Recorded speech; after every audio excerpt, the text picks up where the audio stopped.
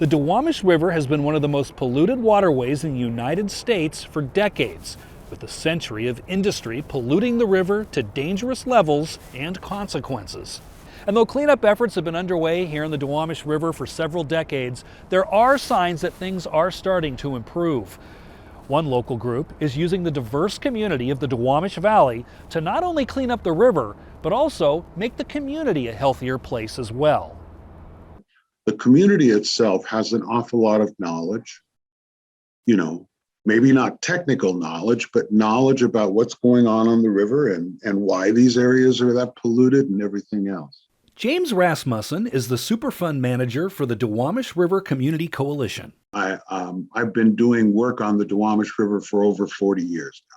This organization has been around since 2001, and it's not only focused on cleaning up the river and environment in the Duwamish Valley.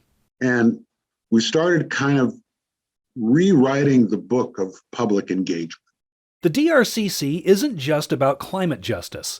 They're also looking for social justice and equality, which go hand in hand when cleaning up an area that's suffered from the effects of industrial pollution for nearly a century.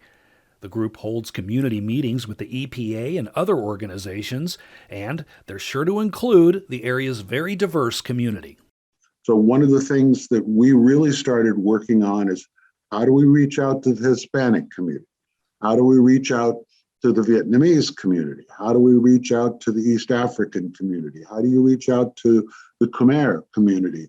And all of those different communities. So we started to really develop this outreach scheme to make sure that, we were really involving, this full spectrum of a community. And while the Duwamish River is the focus of the cleanup effort and advocacy, the air quality is also being addressed. We've had a clean air program. Understand that South Park and Georgetown, the Duwamish Valley, has some of the worst air pollution in the state of Washington. Work remains to be done to clean up the Duwamish River area, but there's encouraging proof that the DRCC's efforts are starting to pay off. When I started a long time ago, you didn't find herons, you didn't find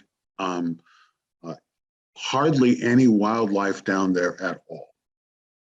And there's been a lot of work done on the river habitat restoration and those kind of things.